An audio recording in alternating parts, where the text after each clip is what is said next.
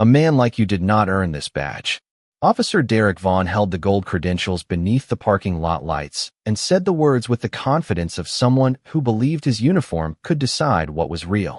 Cold rain moved across the pavement behind a shopping center in Arlington, Virginia, turning every headlight into a pale reflection. Deputy United States Marshal Caleb Monroe stood beside an unmarked sedan in plain clothes, his hands visible, his voice controlled, and his attention fixed on a dark blue sport utility vehicle moving slowly toward the eastern exit. "You have 15 seconds, Caleb said, to decide whether your prejudice is worth destroying a federal case." Derek's expression hardened. "Do not threaten me." That was not a threat. It was the last fact I can give you before the target disappears. 90 minutes earlier, Caleb had positioned federal teams within a 2-mile radius for Operation Glass Harbor, a carefully planned mission to recover stolen federal records and protect the identity of a cooperating witness. The suspect was expected to transfer an encrypted storage device to an intermediary near the rear entrance of the shopping center. No marked vehicles, no visible uniforms, no unnecessary movement. Caleb wore a dark jacket and ordinary clothes because appearing powerful would have made him useless to the operation. Then a caller reported a black man standing near parked cars. The caller mentioned no weapon, no threat, and no illegal conduct. Derek arrived with flashing lights, ignored a white man loading equipment into a pickup truck 30 feet away, and walked directly toward Caleb. Caleb identified himself immediately. He presented his federal badge. Derek dismissed it. He provided matching identification. Derek questioned that too. He offered the official verification number and secure mission code. Derek refused both. Confusion asks for proof. Prejudice rejects proof before it is examined. Caleb's encrypted phone vibrated on the hood of the sedan. A message appeared across the screen, target moving. Evidence transfer imminent. Derek stepped between Caleb and the device. "Nice performance," he said. Caleb watched. The blue vehicle reached the first turn toward the exit. "Call the number printed on my identification. I am not calling anyone connected to fake credentials." A second patrol car entered the lot, and Detective Megan Foster stepped into the ring. She studied the badge in Derek's hand, then looked at the identification card. The seal was correct. The numbering format was familiar. "Derek," she said carefully, "those credentials look legitimate." He raised one hand without facing her. "Stay out of this." Megan looked at Caleb. He was not pleading. He was measuring distance, timing, and consequences. Imagine standing in the rain while a man with local authority refuses every lawful answer you provide, not because the evidence is weak, but because he cannot accept the black man holding it. Caleb checked the dashboard clock. 10 seconds. Derek moved closer and raised his voice. "You are not in command here." Caleb finally met his eyes. "That is another fact you chose not to verify." Far beyond the shopping center, unmarked vehicles changed direction. One turned in from the west. Another approached from the north. Megan quietly copied the verification number into her phone. Derek continued speaking, unaware that a silent alert had already reached Supervisory Deputy United States Marshal Amanda Pierce, and that every federal team within 2 miles was preparing to abandon concealment. The blue vehicle moved closer to the exit. Caleb watched it go, then looked at the badge in Derek's hand. 5 seconds, he said. In the distance, the first set of federal headlights appeared through the rain. The 5 seconds expired as Detective Megan Foster connected to the official verification line printed on Caleb Monroe's credentials. A federal dispatcher answered, requested her department identification, and asked her to repeat the badge number, secure mission code, and exact location. Megan provided each detail while Officer Derek Vaughn continued standing between Caleb and the encrypted phone on the hood of the sedan. The dark blue sport utility vehicle reached the eastern exit and slowed for cross traffic. Caleb watched the distance close with the stillness of a man who understood that panic would only waste the time he had left. Deputy United States Marshal Caleb Monroe is the on-scene commander of an active federal operation, the dispatcher said. His communications have been obstructed. Federal teams are entering the area now. Megan lowered her phone. His credentials are confirmed. Derek glanced at her as though the answer had offended him. You do not know who you spoke to. I called the official federal line. Anyone can answer a telephone. Caleb looked toward the western entrance. You were given 4 doors to the truth. You chose to close every one. The first unmarked sedan turned into the parking lot. Then another appeared from the north. A dark federal vehicle moved into position near the eastern exit, keeping enough distance to avoid alarming civilian drivers. Doors opened. Men and women in plain clothes stepped onto the rain-covered pavement, several wearing jackets marked United States Marshals. No one rushed. No one shouted. They moved with the calm precision of a team that had rehearsed every possibility except the one created by Derek's refusal to verify. One engine stopped. Then another. Federal jackets appeared beneath the parking lot lights. Derek stopped talking. Supervisory Deputy United States Marshal Amanda Pierce crossed the lot with her credentials displayed at chest level. Her eyes moved from Caleb to the badge still held in Derek's hand, then to the encrypted phone beyond his reach. Deputy Marshal Monroe, are you secure? She asked. The question settled over the scene. Caleb nodded once. I am secure. The target is leaving the primary zone. Activate the Southern Interception Plan and notify Deputy Marshal Luis Ramirez that the evidence transfer may already be in progress. Amanda repeated the order into her radio. Federal teams responded immediately. One unit directed civilian traffic away from the eastern exit. Another maintained visual contact with the blue vehicle without blocking it. A third moved toward the southern access road where Luis was waiting. Every person listened to Caleb. Every vehicle moved because he spoke. Derek looked around, finally understanding that the black man he had dismissed was not merely part of the operation. He was directing it. Caleb extended one hand. Return my credentials and step away from the phone. Derek hesitated. I responded to a suspicious person call. Megan answered before Caleb could. The caller reported a black man standing near parked cars. No threat. No illegal conduct. Amanda's gaze remained on Derek. Did he provide identification? He provided documents that appeared questionable. Megan shook her head. He provided a badge, matching identification, a federal verification number, and a mission code. Derek slowly placed the credentials in Caleb's hand. The badge had not changed. The seal had not changed. Only the number of people willing to recognize the truth had changed. Caleb retrieved his phone and read the latest alert. The target had entered the service road, and the suspected intermediary was approaching from the south. Operation Glass Harbor was no longer hidden. It was still recoverable. Luis has 90 seconds, Amanda said.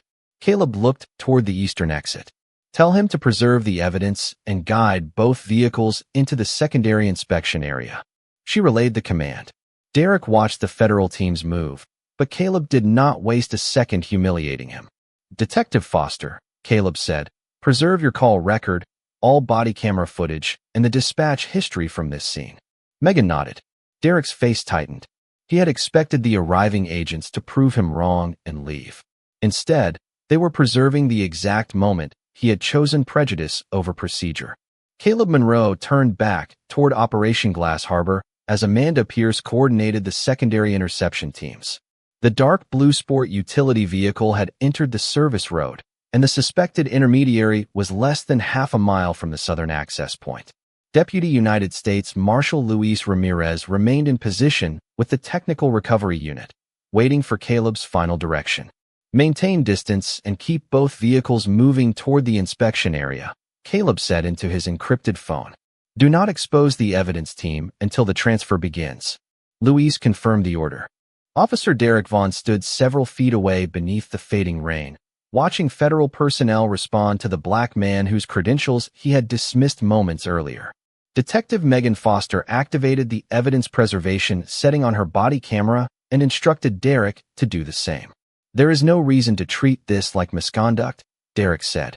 Megan looked at him. You rejected 4 lawful methods of verification and obstructed an active federal operation. The reason is already on the recording. Derek's expression tightened, but he could no longer silence her without creating another documented choice. Caleb studied the tracking display. Operation Glass Harbor had been designed to recover an encrypted storage device containing stolen federal records and information that could expose a cooperating witness. If the intermediary realized the surveillance point had been compromised, the device could disappear before the teams reached the inspection area. Derek's delay had created the danger, but Caleb refused to let anger shape the response. Amanda, move the recovery team 200 yards east and keep civilian traffic in the western lane, he said. Luis will signal when the exchange begins. Amanda relayed the instructions. Federal vehicles shifted quietly through the surrounding streets while agents in the parking lot guided shoppers away from the restricted exit. No one raised a voice. No one created panic. The operation became more controlled with every decision Caleb made. Imagine watching the man you treated like an imposter command a federal mission with the calm discipline of someone who understood that real authority did not need to announce itself. Derek looked toward the credentials clipped inside Caleb's jacket. You could have made your identity clearer, he said. Caleb turned slowly.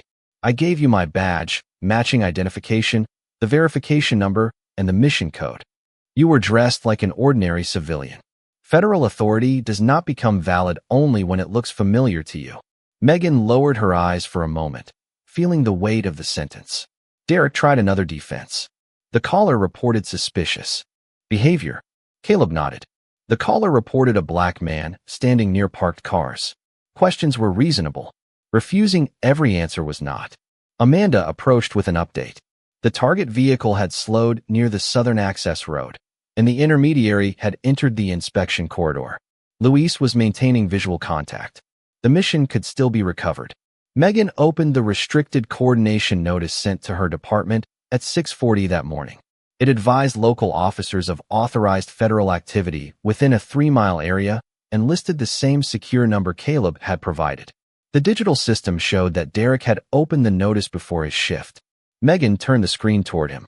Your account marked this as read. Derek stared at the record. I received dozens of notices. Caleb remained composed. Then you arrived uninformed, ignored the information in front of you, and treated your assumption as evidence. His phone vibrated. A message from Luis appeared across the screen. Exchange confirmed. Device secured. Both subjects contained. Glass harbor complete. Caleb read it once and exhaled. The operation had survived. Derek's explanation had not. Amanda requested his supervisor and the department's internal affairs liaison at the scene. Derek looked around at the preserved footage, federal communication logs, and agents awaiting Caleb's next command. His badge remained on his chest, but it could no longer protect the choices the record had captured. Captain William Harris arrived 12 minutes later with an internal affairs lieutenant and a department legal advisor, stepping into a parking lot that no longer resembled the ordinary suspicious person call described by dispatch. Federal vehicles remained positioned near the exits while evidence technicians completed the transfer from Operation Glass Harbor. Caleb Monroe stood beside Amanda Pierce, reviewing the custody record for the encrypted device recovered at the southern inspection area. Derek Vaughn moved toward his captain before anyone could address him. I responded to a suspicious person report and followed department procedure, he said. William looked past him toward Megan Foster, then at the federal credentials clipped inside Caleb's jacket. Did the individual identify himself? Derek hesitated. He presented documents that appeared questionable. Megan's body camera remained active. He presented a valid federal badge, matching identification, an official verification number, and a secure mission code. I confirmed all 4 through the federal contact line. William turned back to Derek. Did you attempt verification before Detective Foster arrived? The situation was developing quickly. Amanda opened the federal timeline on her tablet. 3 minutes and 47 seconds passed between Deputy Marshal Monroe offering the verification number and Detective Foster completing the call. Derek glanced toward the screen but did not respond. The Internal Affairs Lieutenant immediately ordered preservation of all local recordings, dispatch communications, digital access records, and written reports connected to the encounter. Megan submitted her call history and displayed the restricted coordination notice Derek had opened before his shift. The department's digital audit log showed the exact time. William studied the notice. This provided the same verification number he gave you. Derek shifted his weight. I received dozens of bulletins every week. William's expression hardened. Then you cannot claim you followed a procedure you chose not to review. Caleb finished signing the federal evidence transfer and approached the group. William introduced himself and offered a formal apology on behalf of the department. Caleb accepted the acknowledgement with a quiet nod, but he did not allow the apology to reduce the incident to an unfortunate mistake. Your officer was not denied information, Caleb said. He was given 4 lawful ways to correct his assumption and rejected every one. Derek interrupted. I was protecting the public. Caleb looked at him. The public was protected by verification, coordination, and restraint. You ignored all 3 and nearly exposed a cooperating witness. Imagine hearing your defense collapse because the record preserved not only what you did, but every moment when you could have chosen differently. William relieved Derek of patrol duty pending a preliminary administrative review and instructed him to surrender his department credentials. Derek stared at his captain. This is an overreaction. William extended his hand. The overreaction happened when you decided a black man's federal badge was fake before checking a single fact. The rain had nearly stopped. Water moved quietly along the curb as Derek removed his badge and identification and placed them in William's palm. Caleb watched without satisfaction. Accountability was not humiliation, and justice did not require him to imitate the disrespect he had received. Megan approached after securing her recordings.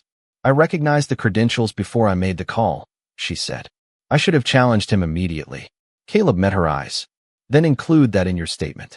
Change begins when witnesses tell the truth about their own silence. Amanda informed William that the United States Marshal Service would provide the operational timeline, verification records, silent alert data, and documentation of the delay. Every fact would have an independent source. As the federal vehicles prepared to leave, Derek stood beside his patrol car without his credentials, watching the evidence transport turn toward the highway. Operation Glass Harbor had survived his interference. The official investigation into why he had interfered was only beginning. The preliminary administrative review began the following morning inside Captain William Harris's conference room, where every screen displayed a different part of the same encounter. Derek Vaughn sat beside a department representative without his badge or patrol identification. Detective Megan Foster sat across from him with her written statement, preserved call history, and complete body camera recording. The Internal Affairs Lieutenant joined William at the head of the table, while Supervisory Deputy United States Marshal Amanda Pierce and a federal legal advisor appeared through a secure video connection. Caleb Monroe was not required to attend, but he submitted a recorded statement because he understood that accountability could not depend on anger, embarrassment, or public attention. It had to depend on evidence, sequence, and choice. The review began with the original dispatch call.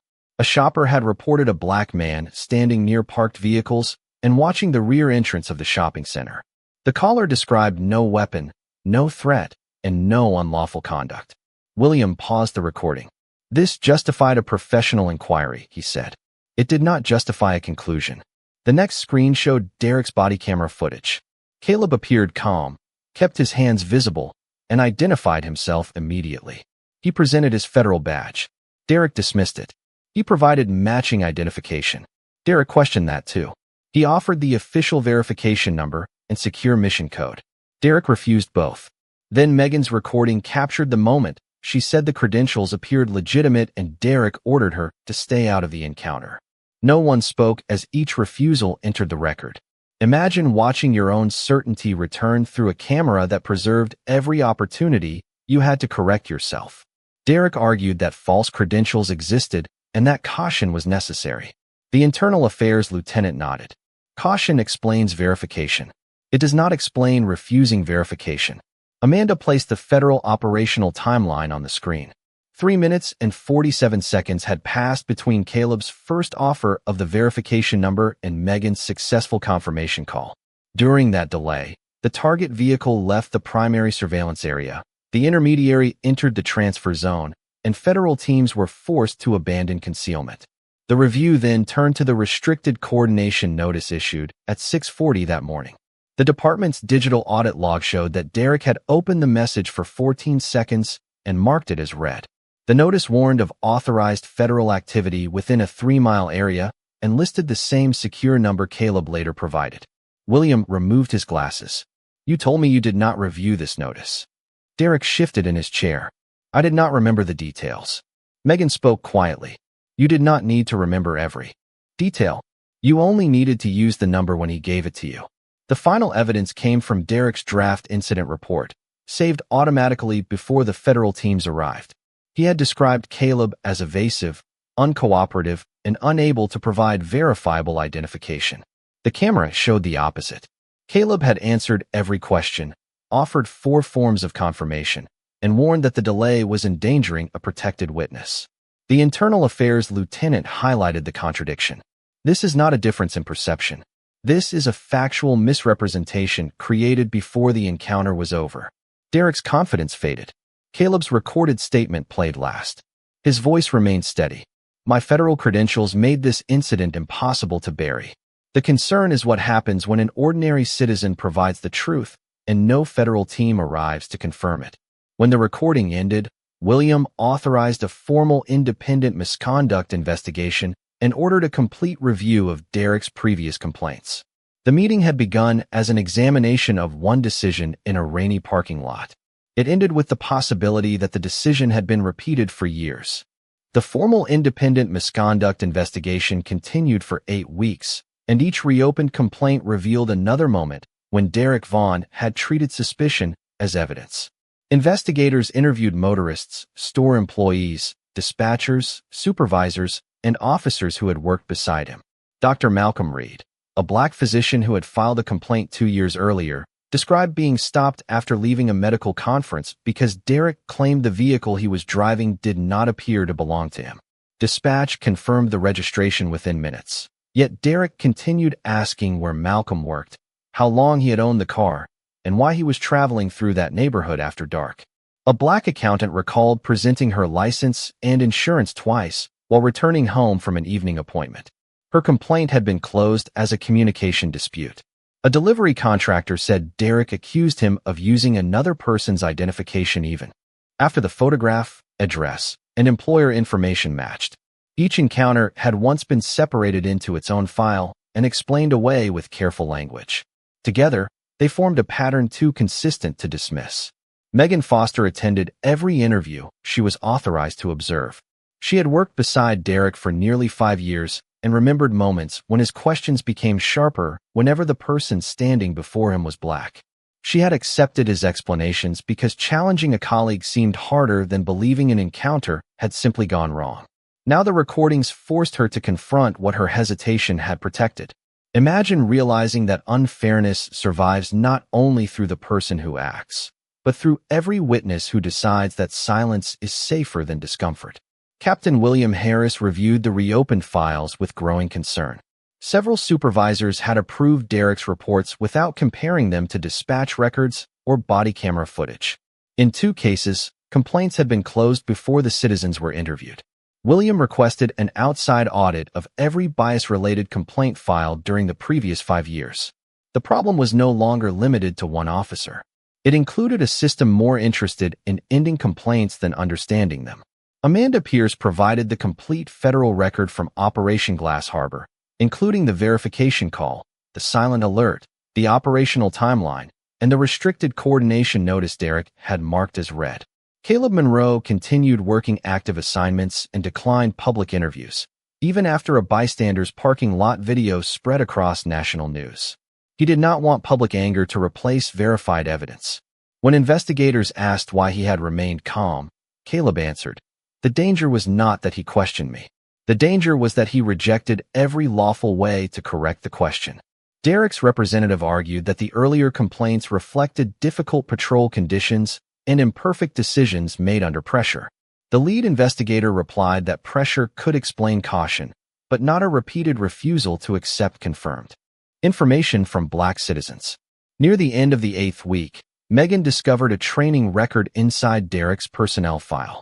3 years earlier, he had completed an interagency course on federal credentials, secure verification procedures, and identification issued by the United States Marshal Service. His final examination score was 95%. William placed the certificate beside the parking lot footage. Derek had known what Caleb's badge should look like. He had known which number to call. He had known the procedure designed to prevent exactly what happened. The excuse of uncertainty disappeared. What remained was a choice, repeated across years, to trust prejudice more than proof.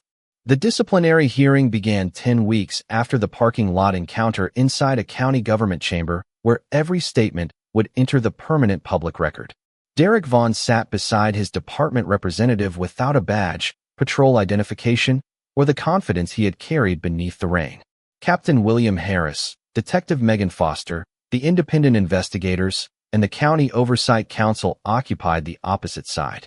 Supervisory Deputy United States Marshal Amanda Pierce appeared through a secure federal connection, while Caleb Monroe sat quietly near the rear of the room. He had not come to demand revenge.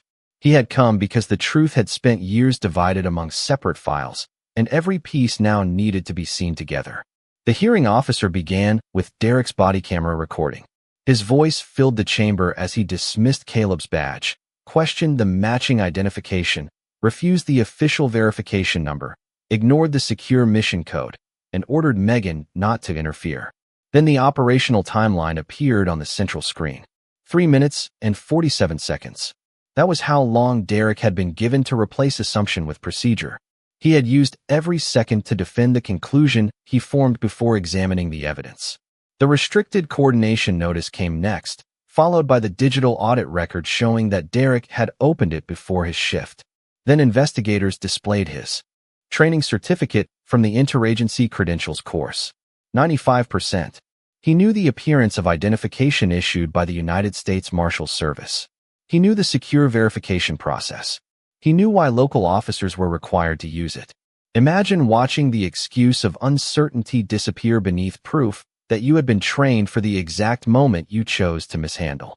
Derek's representative argued that the operation had been confusing and that officers sometimes made imperfect decisions under pressure.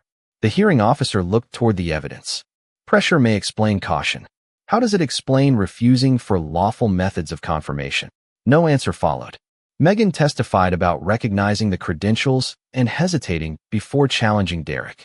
He was not trying to discover whether the badge was real, she said. He was trying to preserve his belief that the black man holding it could not be real. William presented the reopened complaints. Dr. Malcolm Reed, the accountant returning home. The delivery contractor whose documents had been questioned after verification. Each person had provided valid information. Each had faced suspicion that continued after the fact should have ended it. Each report had reduced the encounter to a communication problem. Together, the files revealed a pattern supported by inaccurate written accounts and years of weak oversight. Derek was invited to speak. He insisted that he had never considered himself prejudiced and claimed every decision had been made for public safety. Caleb listened without interruption. When the hearing officer asked whether he wished to respond, he stood. "This is not about the label Officer Vaughn gives himself," Caleb said. "It is about the standard he repeatedly applied when black citizens gave him facts that should have ended his suspicion." He looked toward the panel. "My federal credentials made my experience difficult to bury." The others had no federal team arriving to confirm their dignity. The findings were issued one by one. Derek had violated identification procedures, ignored interagency requirements, interfered with a federal operation, submitted materially inaccurate statements, and demonstrated a sustained pattern of racially unequal enforcement. His employment was terminated. His law enforcement certification was referred to the State Board for permanent revocation. The department was ordered to correct the affected records and notify every citizen whose complaint had been reopened. Derek lowered his eyes as the decision entered the record. No one raised a voice. No one needed to. His career ended through evidence, testimony, and the choices he once believed would never be examined together. Outside the chamber, reporters asked Caleb whether justice had been served. He paused before answering. "Accountability happened today," he said. "Justice will happen when the next black man does not need federal credentials before an officer decides that the truth deserves to be verified." The weeks after Derek Vaughn's termination forced the department to confront every complaint it had once dismissed as a misunderstanding. Captain William Harris authorized an independent review of all bias-related cases filed during the previous 5 years, and the County Oversight Office began comparing written reports with dispatch records, body camera footage, digital audit logs, and sworn witness statements. The work moved slowly because truth buried beneath administrative language had to be rebuilt one decision at a time. Dr. Malcolm Reed received a corrected record confirming that his vehicle registration had been valid, his conduct had been cooperative, and Derek's continued questioning had not been supported by any lawful concern. The black accountant learned that several claims in Derek's report were contradicted by the recording from her encounter. The delivery contractor was notified that his full statement, once reduced to a few vague sentences, had been restored to the official file. None of them celebrated. They had spent years carrying memories that the department had treated as insignificant. Imagine being told that your truth is finally believed only after a black federal officer experiences the same refusal in front of cameras. Caleb Monroe understood why written apologies could not repair everything. He met privately with the affected citizens and listened without defending the institution that had failed them. Malcolm asked why it had taken a federal operation and national attention before anyone examined the pattern. Caleb answered carefully. Institutions often hear authority before they hear pain. Reform begins when pain no longer needs a powerful witness. Megan Foster joined the review team as a departmental liaison. At the first meeting, she admitted that she had noticed warning signs long before Operation Glass Harbor. "I told myself that uncertainty was not enough to challenge a colleague," she said. "But my silence gave certainty to the wrong person." Her honesty encouraged other officers to report encounters they had previously dismissed as minor. William ordered supervisors to review all available recordings before closing complaints involving disputed identification or unequal treatment. Officers were now required to document every verification attempt, and any refusal to use an official confirmation system would trigger automatic supervisory review. Amanda Pierce helped establish a direct federal verification line supported by annual interagency training and digital records showing when officers accessed the system. Caleb supported the reforms, but warned that procedure alone could not create fairness. "A verification number can correct a mistake," he said. "It cannot force someone to respect the person standing in front of them." Derek appealed his termination, arguing that the county had surrendered to public pressure. The appeal panel reviewed the camera footage, restricted coordination notice, training score, inaccurate draft report, and pattern revealed by earlier complaints. The decision was upheld. Several months later, the state certification board suspended Derek's law enforcement certification while considering permanent revocation. Caleb received the notice while preparing for another assignment. Amanda asked whether the result brought him satisfaction. He folded the letter and placed it beside his operational files. "Satisfaction would make this about him and me," he said. "Responsibility makes it about everyone who never had federal." Agents arrive. Outside the office window, traffic moved through Arlington as though nothing had changed. Inside the department, forgotten voices were returning to the record. Officers were learning that silence carried consequences, and authority was finally being forced to answer the question it had avoided for years. Not whether one federal badge was real, but whether the dignity of every citizen had ever been treated as real. 7 months after Operation Glass Harbor, the county department adopted a permanent accountability policy built from the failures exposed by Derek Vaughn's conduct. Captain William Harris announced the changes inside the same government chamber where Derek's choices had entered the public record. Detective Megan Foster stood beside him as deputy coordinator of a new professional standards team, while Supervisory Deputy United States Marshal Amanda Pierce represented the federal partnership. Caleb Monroe sat near the rear of the room in a dark suit, refusing every request to place his name on the policy. "This cannot matter only because a federal marshal was involved," he had told William. "It has to protect the person whose name never reaches the news." Under the new system, officers were required to document every disputed identification, use official verification channels before extending an encounter, and preserve all recordings whenever unequal treatment became part of a complaint. Supervisors could no longer close those complaints without comparing written reports to dispatch records, camera footage, digital access logs, and citizen testimony. An independent community panel would publish quarterly findings showing which cases had been reviewed, corrected, or left unresolved. Dr. Malcolm Reed, the accountant, and the delivery contractor attended the public meeting. Each had received a corrected record, but none allowed the department to treat paperwork as complete repair. Malcolm described how Derek's questions had followed him long after the traffic stop ended.